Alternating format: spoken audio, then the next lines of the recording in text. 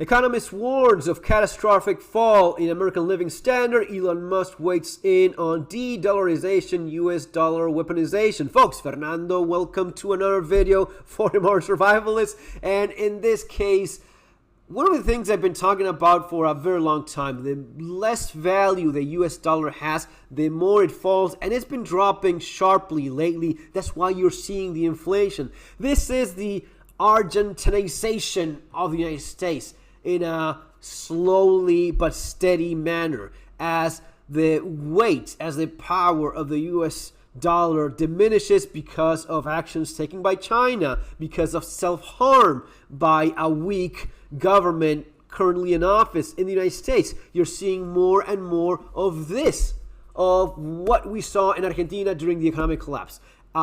Decline in the standards of living, spiking of poverty, way of living that is something that you look around and you no longer really recognize. Now, there's a lot yet to fall from. It's not even close to its worst point by any means, but there's nothing indicating that things will be getting any better anytime soon. And you see it with the loss of value of the US dollar, and you see it with the inflation that you currently see yourselves right now. You don't need me to tell you this. You see it yourselves when you go and buy anything. You also see for yourselves how you're being lied by the government telling you that the inflation is, less than a quarter or less than half, less than a third of what it actually is.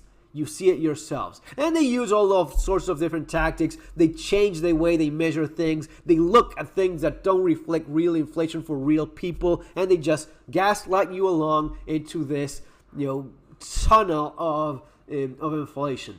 Now, this is interesting because it's exactly what I talk about in terms of how all of this stuff translates to you, your standards of living, the quality of life you enjoy, what your kids will be able to afford, the kind of food that you can buy, the quality, the kind of medical care that is available to you. Oh, I don't go to a doctor because I simply cannot afford it. That is something that you see and you hear more Americans say by the day. The kind of education that your kids has. Well, I send my kid to a private school because public schools are bad, because public schools are for socialists. Well, it didn't used to be that way. In fact, in the good old days in America, your kid would go to a public school and get a much better education than you get right now, not only in private and public schools, but maybe even in private ones as well. You're not doing well when whatever is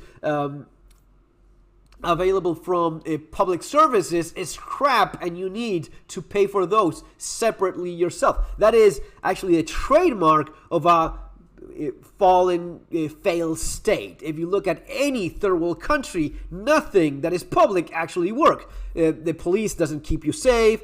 Public education is so terrible that anyone that cares for a child, at the very least, sends the kids to a private school, whatever private school you can afford. You don't send your kids to a public one. While on the other hand, if you look at some of the more successful nations, if you look at Switzerland, for example, yes, the Swiss public education system is actually quite good. You may like it in terms of the content a little bit more or less, or whatever politics they have at one time or another, which, let's just say that as of right now, it's a lot more conservative than anything you have in any U.S. state. At the very least, they agreed by law that there's only two genders, and that was done. No more discussing the matter, which is something that is completely beyond anyone's expectation to be seen in the United States. Imagine the United States passing a law that says, there's only two genders. Let's stop this idiocy and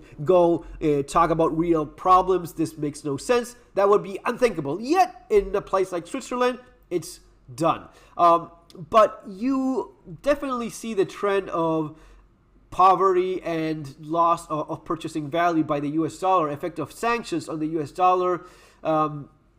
These were Russian sovereign dollars. The sanctions that hurt the US dollar. It's not the same way. It's going to be hurting Russia a lot more, but it definitely puts a strong dent on your own economy. So as to hurt the actions of Russia, you end up using financial tools that put a lot of pressure on your own currency. Is that worth it or not? Well, time will tell. But as of right now, the dollar, and because of actions taken by China, is taking a big hit. And that translates into inflation, into loss of standards of living. Guys, it's going to be all for now. As I always say, prepare while you still can. I strongly advise that you get Surviving the Economic Collapse and Street Survival Skills for the practical aspects of all of this stuff that we're seeing. See you on our next video. Take care.